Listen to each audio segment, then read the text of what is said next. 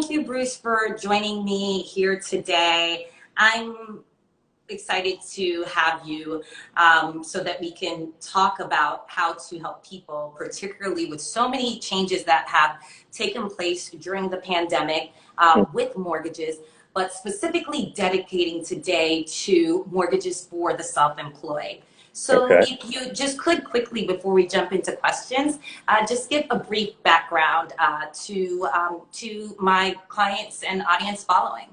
Okay. Well, my name is Bruce Davis. I've been in the mortgage arena for probably over 30 years now and have been originally from New York, down here in Florida, like many people who've relocated.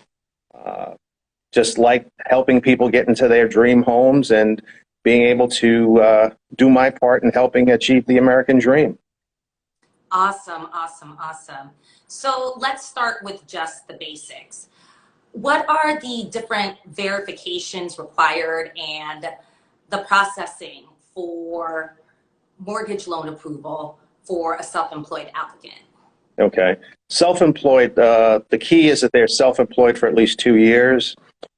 We want to see the business showing, if they're going the traditional route for qualifying, which is full documentation, 2 years tax returns, possibly 3. The business is showing a profit. We use the K-1s, and if they're paying themselves by a W-2, we'll use that as well. And that's the traditional way. We'll look at bank statements also. The other way is where we don't look at tax returns and profit and loss and the balance sheet, where we have a more unique way of qualifying people, because many business owners have very good accountants who net their gross income down to a net of next to nothing. We know they make money. We know they can pay their bills on time, but on the tax return, they're not paying the government. They're paying themselves and expensing everything. We have a bank statement program designed for just that type of individual, where we will look at the last 12 to 24 months bank statements as a way to qualify them for income. Obviously, we're going to net out the expenses, but it tends to be an easier way for self-employed to qualify. Now, if you've got a self-employed borrower who is sitting on a big pile of cash and has it in the bank, we can use that to qualify them as well. So traditional bank statements and assets are the ways that we can qualify your self-employed borrowers. Okay. So I just want to tag on to that, because we do business together, and I see this happen all the time with all applicants, but particularly sometimes when it is self-employed. Can you just underscore how important it is to actually turn in all of the verifications listed? Oh, my goodness. Let's put it to you this way. It's kind of like I look at myself as being a general in an army. I've got this gigantic tank, but no bullets. The client supplies me with the bullets and the shells for the tank. Get me the documents on time, we close on time. Historically, when you give clients a list of documents that they need, some of them feel like they want to question, why does the bank need this, and they don't give it to you. Or they're relying on their accountant or some third party to get you the documentation you need. Well, if I don't get the documents up front, it puts their closing in jeopardy. And at the end of the day, we never want to do that, because putting your closing date in jeopardy threatens your down payment. So for me, it's always essential that I try and drum into the client's head, please get me the documentation up front as soon as possible to avoid any delays. Because inevitably, the delays 9 times out of 10 are because we don't have the documentation necessary to either A, approve the loan, or more importantly, to clear up the conditions to clear the loan to close on the back end.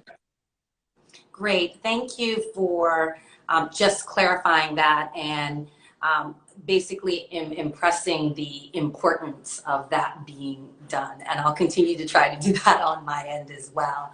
Okay. So you gave us the high level in terms of verifications and documentation needed. If you could just drill down a little bit more in terms of what the lender, what underwriting is looking for in qualifying someone who works for themselves. And specifically, what I'd love for you to touch on is DTI. If you could define for people what that means and what that means, specifically for them. And then another term that pops up quite a bit, especially for for self-employed, that's very different than people who have a W-2, is non-QM loans. So if you could Right. just touch on that a bit too.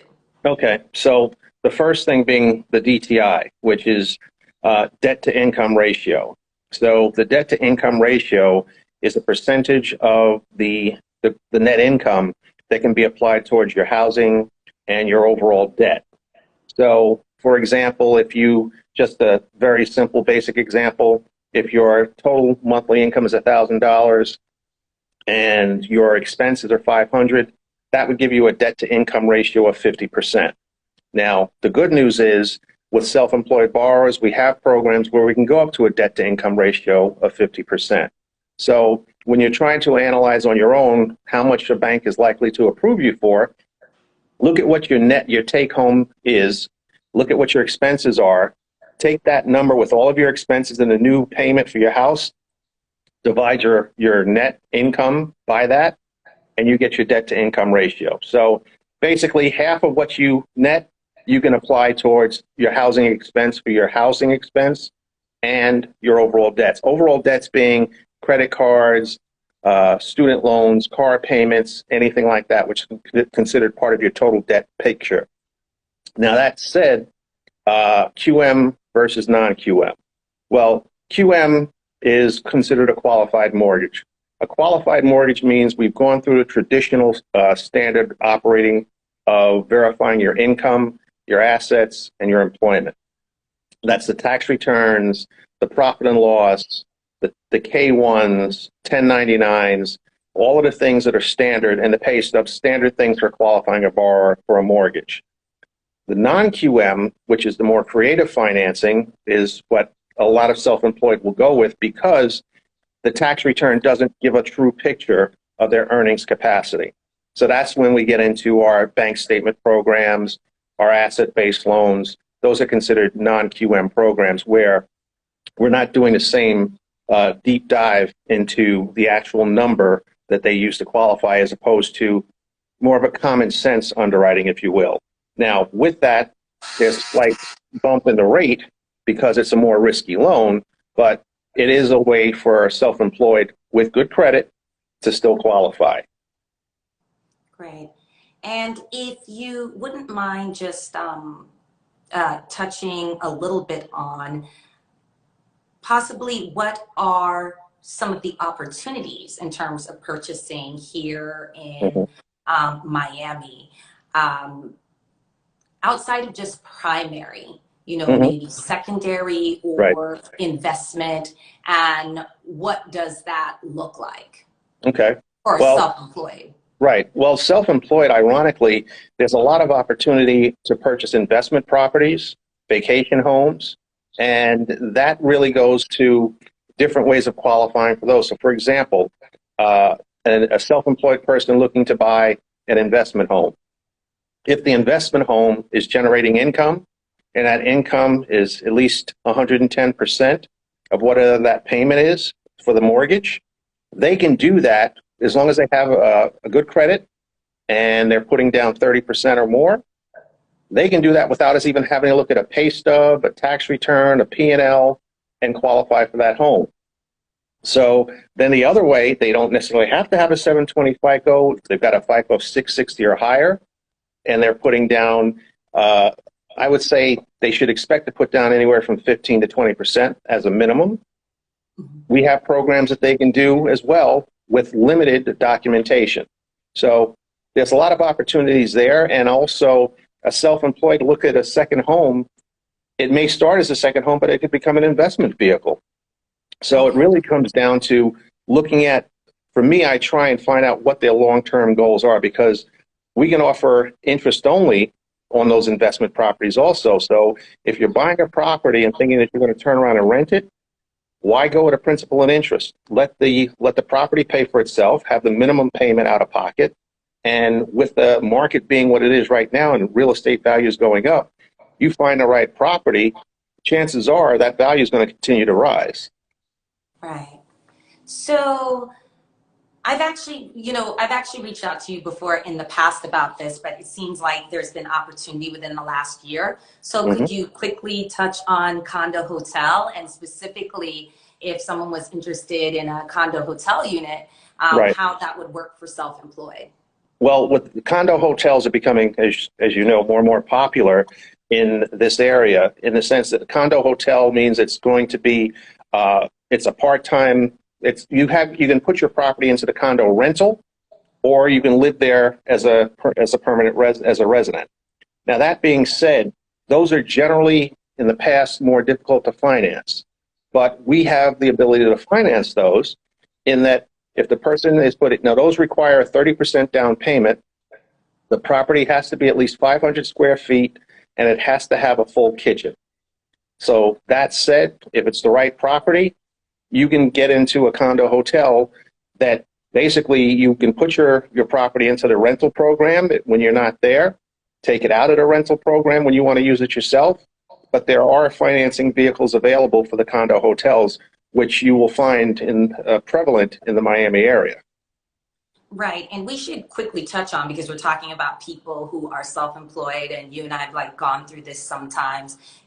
Is there any way to boil it down succinctly with what is the structure when we're doing that? And if it's too complicated, that's fine. But if it's not a primary, outside of primary, if it's a Right. secondary, or if it's for investment, or if it's specifically, in terms of property type, a condo hotel, what does that look like in terms of, should they buy in their own name, or should it be an LLC? What happens also, I know a lot of New Yorkers. So what if like 2 or 3 people want to go in on something? Like, how does that all work with all of this? Well, it's funny you ask that, because LLCs are a wonderful way to purchase a property as an investor or self-employed. And by doing it in the name of an LLC, you are protecting yourself from being sued personally. At least you provide a barrier between yourself and a potential lawsuit with anything that could happen with that building. Now, that being said, if you're going to do it as an LLC, I implore, please don't open your LLC a week before you're going to try and close on the property and think we're going to be able to close on time. If you're going to purchase an investment property, my thing would be this: plan for that purchase. If you're going to do it in an LLC, open the LLC in advance of starting your search. Have your documentation available. Know if you're going to if it's an income producing property and you don't want to go through the whole paperwork of providing tax returns and P&Ls, then look for an income producing property, which there are many that may already have a tenant in it.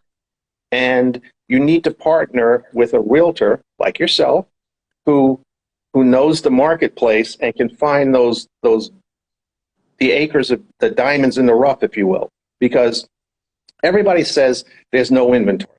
Well, there's no inventory if there's no inventory if you don't know where to look, which is where most of us are. We don't know where to look because this is not what we do. You need to hire a professional who knows the market, who understands what your needs are as a consumer to be able to address that. And for me, on the mortgage side, being prepared to purchase is the most important thing. Have your ducks in a row. Make sure your credit is where it needs to be. You have your down payment and your closing costs available. So on average, you want to figure your down payment will be, let's say 10% is the bare minimum, depending on what type of property you're buying. Then you have closing costs that you have to prepare for. Your closing costs are generally down here anywhere from 2 to 3% of whatever the purchase price is. Then, because it's an investment property, the bank's going to want to see reserves. Reserves would be equal to at least that, generally 3 to 6 months of mortgage payments. You add to that, if you own additional properties, figure you're going to add another 2 months in reserves for each property that you own. So just do the homework, do the numbers beforehand, and more importantly, get pre-approved before you start the process. Because as a realtor, you want to know that when you take a client and you're going to make an offer, that person can actually afford to buy the property. Oh, yes. I won't even show without it. You know that. Yeah, right. You know that. So, no, great advice. So I love how you gave those like high level numbers in terms of, as we say DP, but like down payment, Mhm. what that range would look like in terms of closing costs. But you did it generally. But my niche is condos. So Okay. could you just run those numbers back for us Sure. with what that looks like if it's condos? Because, especially for the Mhm. newer, more newly constructed buildings, it's typically an expectation of higher in down payment and depending on, Right. limited or full review. Okay. So specifically talking about condos, there's two types of condos on the market. There's what's considered a warrantable condo, which means the building has 10% in reserves. There's at least 51% owner occupied, and there's no pending litigation against the building, and it has the adequate insurance. Now, unfortunately, in the real world of Miami, we have many condos that don't fall into the category of being considered warrantable condos.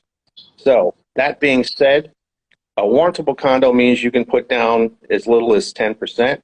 Some lenders will do it with 5%.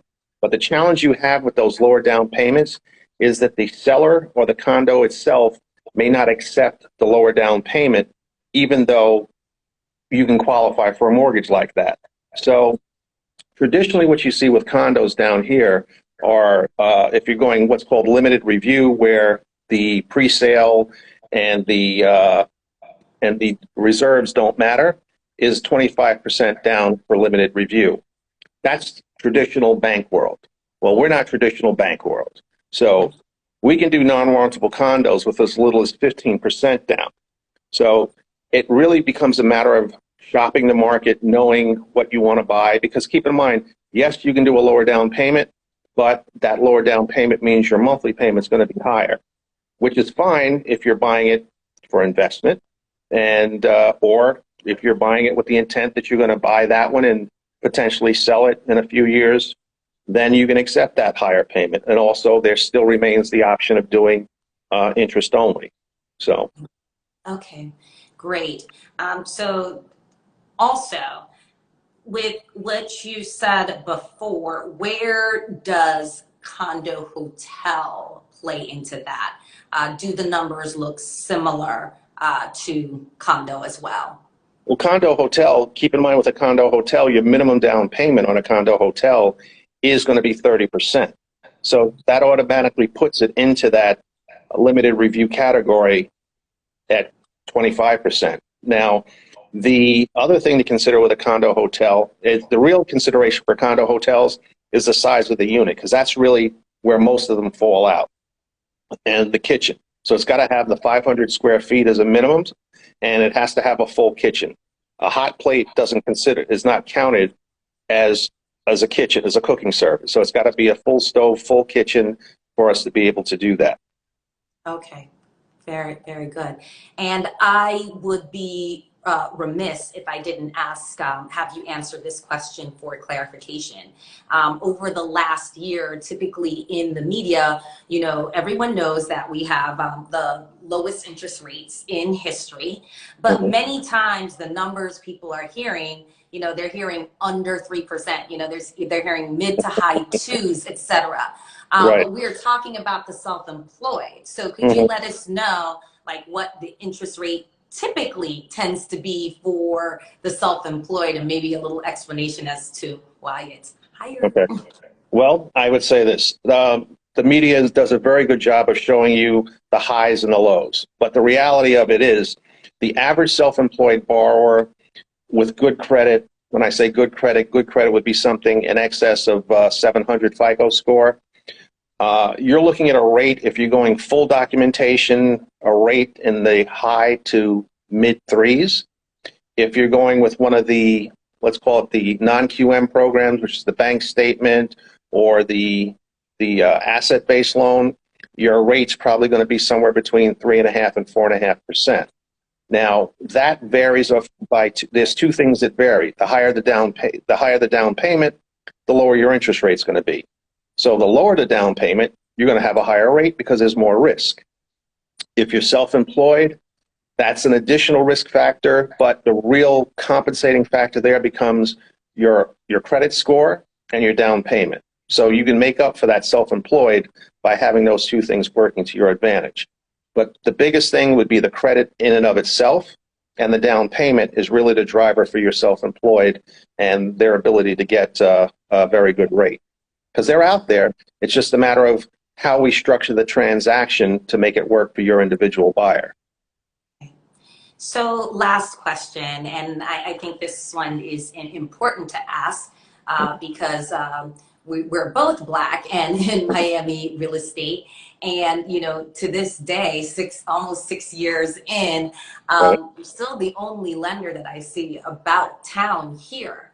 So I would love to know from your perspective, especially when we're talking about lending, and which is a part of real estate. And we know that real estate is the cornerstone of systemic racism in America. What are some observations you have or recommendations for achieving Black ownership in spite of these setbacks, which are having some progress made within them at this, you know, are having some progress made, but will still take time. You know, where can one start today overall, but in particularly, you know, if there's anything specific for the self-employed that they can jump on, would Most love definitely. to hear your thoughts. I think the biggest obstacle that Black people and minorities face in general in mortgage financing is a lack of understanding of the system, because the system is designed to chew you up and spit you out if you're not prepared. What does that mean? If you're not prepared, it means you haven't got your ducks in a row. You don't have your credit together. You don't have your assets together. You don't have your employment together. So before any of us start looking for a home, make sure you've done your homework. You've got your credit. Do what you need to do. Pay your bills. They don't go away. Credit will follow you. Bad credit follows you for anywhere from 7 to 10 years. It's not going to go away. So make sure you get your credit straight. Your income. You can change jobs as long as the job stays consistent. And as far as the money, save your money so you don't go out every weekend to the club. Okay? You want to buy a house? Put some of that money away. And I guarantee if you look at what you spend on a weekend while you're, you know, getting bottle service as opposed to staying home and maybe watching Netflix, you can save a lot more money to get more home. Now, where I see the real opportunity is learning how the system works, and also recognizing that we have, as a people, have to recognize that you don't have to do business with everybody that talks to you. You have the ability to pick up yourself and go down the block and find the right lender, find the right realtor who makes you feel comfortable about moving forward. And I think if we all trust our instincts and know that this person is looking out for my best interest, that's the person you want to do business with. Because as a buyer, you're hiring your real estate person. You're hiring your mortgage person. You're hiring an attorney if an attorney is representing you. You hire a title company to represent you. So use that power to find the right team and align yourself with people who have similar interests, who have similar goals, and move forward that way, as opposed to trying to, you know, accept what you're given and think that that's all that's out there, because that's not the case. Well, thank you so much for your time today. Thank you for, I've known you years now, but thank you for your partnership on those transactions in which we have worked together.